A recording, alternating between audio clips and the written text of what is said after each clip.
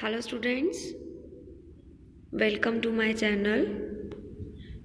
आज हम cost accounting का एक नया चैप्टर स्टार्ट करने जा रहे हैं जिसका नेम है contract costing. Contract costing is defined as that form of specific order costing. ये भी स्पेसिफिक ऑर्डर कोस्टिंग का ही पार्ट है, जैसे कि जॉब कोस्टिंग और बैच कोस्टिंग था। Wherein work is carried out in accordance with the customer special requirement, जहाँ पर कस्टमर की रिक्वायरमेंट के अकॉर्डिंग ही वर्क को परफॉर्म किया जाता है, हर ऑर्डर लिया जाता है। ऑर्डर इसमें जनरली लॉन्ग ड्यूरेशन का होता है। अगर आपने जॉब कोस्टिंग और बैच कोस्टिंग की वीडियो सुनी है तो उसमें मैंने बोला था कि वो शॉर्ट ड्यूरेशन का होता है, और कॉन्ट्रैक्ट कोस्टिंग कितनी ड्यूरेशन का है? लॉन्ग ड्यूरेशन का, यानी कि लंबे समय तक इसमें काम चलता है।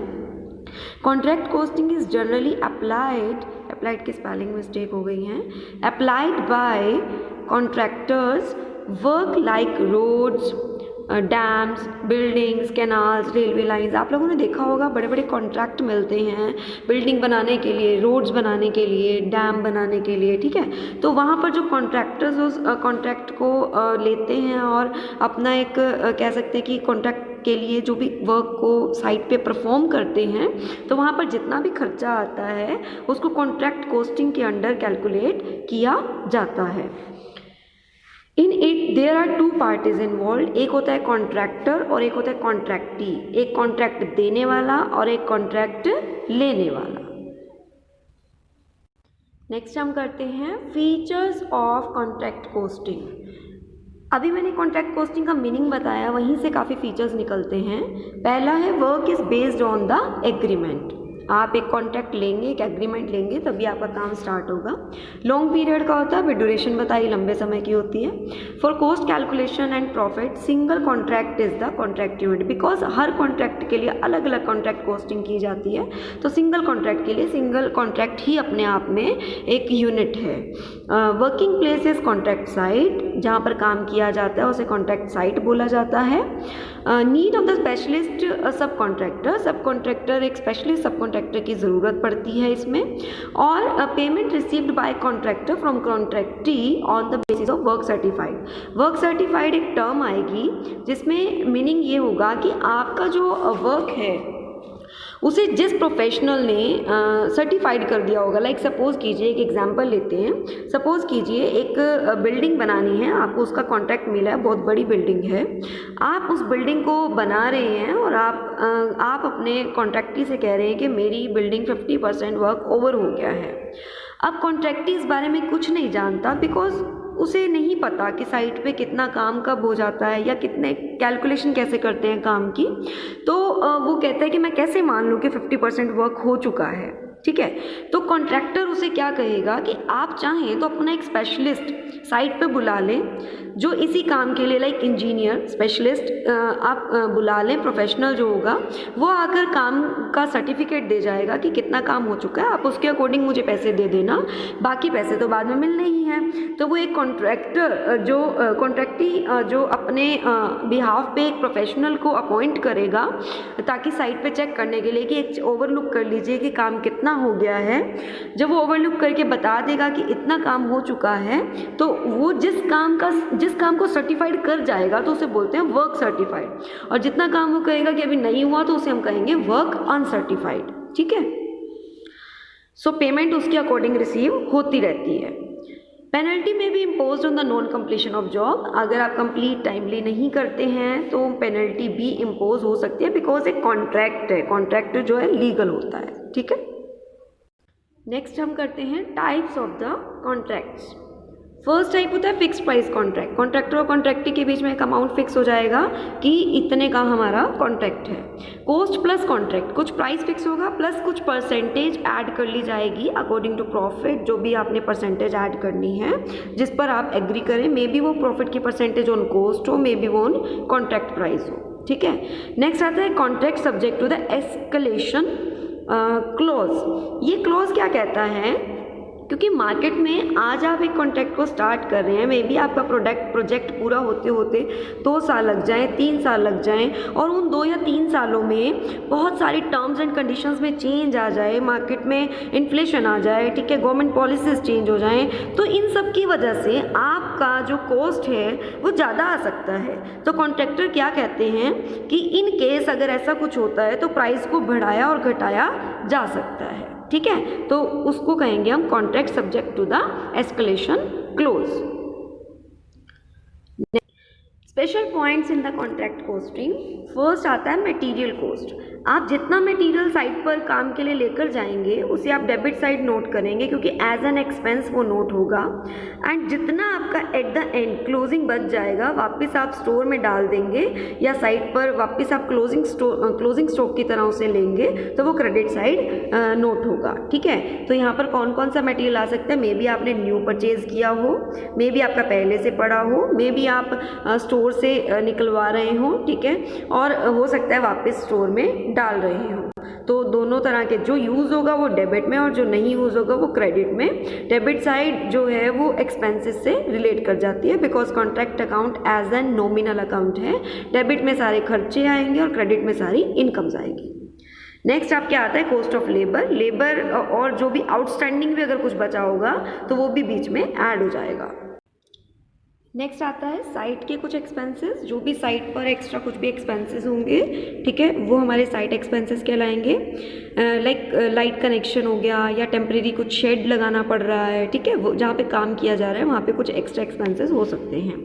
अब आगे आता है कि कुछ इनडायरेक्ट एक्सपेंसेस, जो कि इनडायरेक्ट आपको पता है जो डायरेक्टली रिलेटेड और प्रोडक्शन नहीं होते बट होते हैं, एग्जिस्ट करते हैं, ऑफिस के, सैलरी के, वेजेस के, ठीक है, वो एग्जिस्ट करते हैं, वो सब यहाँ पे ऐड होंगे। प्लांट एंड मशीनरी मीन्स एक एसेट जो कि एज एन आप कह सकते हैं कि वर्क प्लेस पे यूज़ हो रही है। तो डेबिट में जो प्लांट खरीदेंगे आप उसकी कॉस्ट लिखेंगे, एंड जो एंड में बच जाएगा वो लिखेंगे। इट मीन्स अगर इनडायरेक्ट वे में देखा जाए तो ये स्टार्टिंग की वैल्यू और ये एंड की वैल्यू है। एंड में क्या वैल्यू डिक्रीज हो जाएगी, डेप्रिसिएशन डिक्रीज होगा, नॉर्मल सी बात है, डेप्रिसिएशन लगेगा एक मशीनरी पे। तो आप दो ट्रीटमेंट कर सकते हैं इसके, कि डेबिट में स्टार्टिंग वैल्यू लिखें और क्रेडिट में एंड वैल्यू लिखें, या ये दोनों ना करके डेबिट में सिर्फ और सिर्फ डेप्रिसिएशन लिख दें, ठीक है। तो दोनों ट्रीटमेंट आप कर सकते हैं। नेक्स्ट आपके पास आता है सब कॉन्ट्रैक्ट मीन्स जब एक बड़े बड़े प्रोजेक्ट्स में लाइक हॉस्पिटल बिल्डिंग है या प्राइवेट कोई बिल्डिंग है, आपको एक मतलब एक कंस्ट्रक्ट करने के लिए कॉन्ट्रैक्ट किया जा रहा है, तो कभी कभी कॉन्ट्रैक्टर कुछ पार्ट्स पे परफॉर्म नहीं करता, लाइक कुछ स्पेशलिस्ट को बुलाते हैं। जैसे मान लीजिए इलेक्ट्रिसिटी की फिटिंग करनी है, तो इलेक्ट्रिसिटी वाला जो एक्सपीरियंस पर्सन होगा, स्पेशलिस्ट होगा, उसे बुलाया जाएगा। तो कुछ छोटे छोटे कॉन्ट्रैक्ट, मतलब कॉन्ट्रैक्ट के अंदर कुछ सब कॉन्ट्रैक्ट, ठीक है। कॉन्ट्रैक्ट तो बड़ा है कि बिल्डिंग बनानी है, बिल्डिंग में आपको पता है 100 काम होते हैं, ठीक है, आपको सिर्फ बिल्डिंग नहीं बनानी, उसके अंदर इलेक्ट्रिसिटी का काम है, वाटर का काम है। तो ये सब के लिए जो या वुड वर्क है, ठीक है, ग्लास वर्क है, पेंट है, तो इन सब के लिए जब आप एक अंडर कॉन्ट्रैक्ट सब कॉन्ट्रैक्टर रखते हैं तो उनका कुछ जो खर्चा होगा वो सब कॉन्ट्रैक्ट कहलाएगा।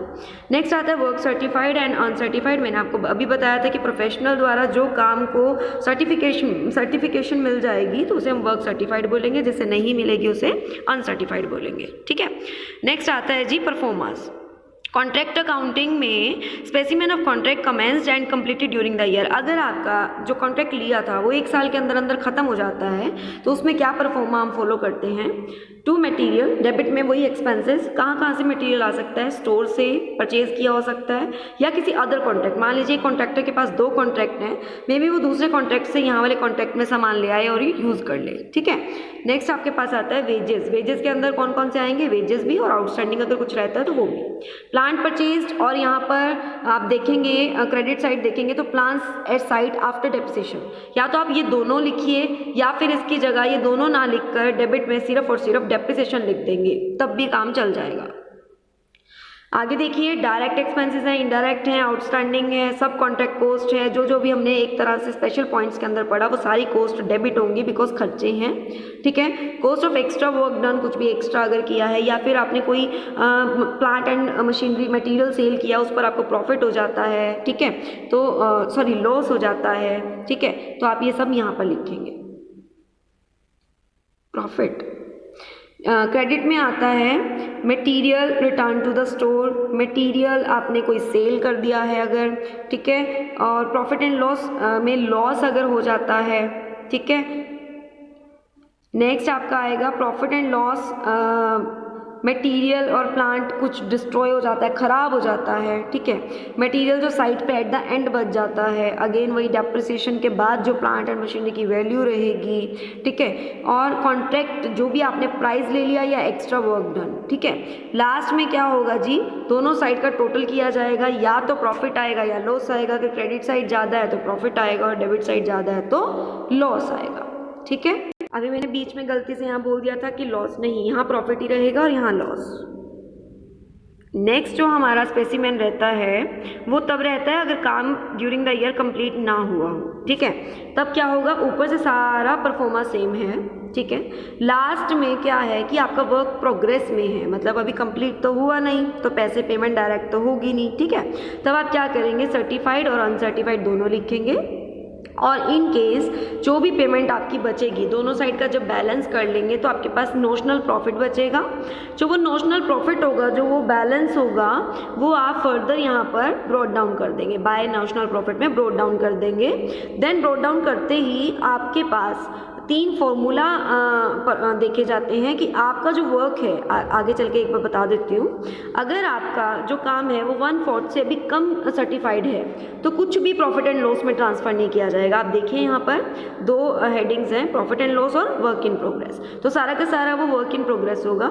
नेक्स्ट आता है कि अगर आपका वर्क 1/4 से अबव हो गया हो और 1/2 से कम हो तो ये फॉर्मूला लगाया जाएगा प्रॉफिट एंड लॉस की अमाउंट निकालने के लिए, और जो बैलेंस होगा वो वर्क सर्टिफाइड में चला जाएगा, ठीक, सॉरी वर्क इन प्रोग्रेस में चला जाएगा।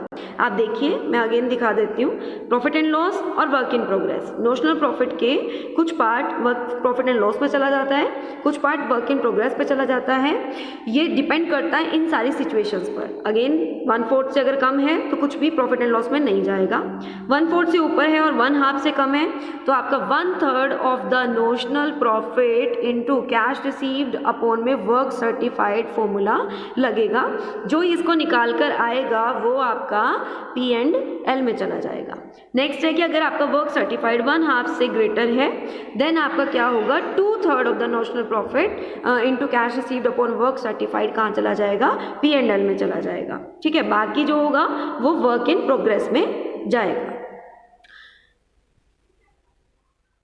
आई होप आपको वीडियो में थ्योरी पार्ट पसंद आया है, समझ आया है। नेक्स्ट वीडियो मैं लेकर आऊँगी प्रैक्टिकल पोर्शन के साथ। तब तक के लिए thank you and have a nice day. Video पसंद आई लाइक कीजिएगा, शेयर कीजिएगा, सब्सक्राइब कीजिएगा, ज़्यादा से ज़्यादा कमेंट कीजिए, चैनल को सब्सक्राइब कर लें, साथ ही साथ बेल आइकन को क्लिक कर लें। Thank you.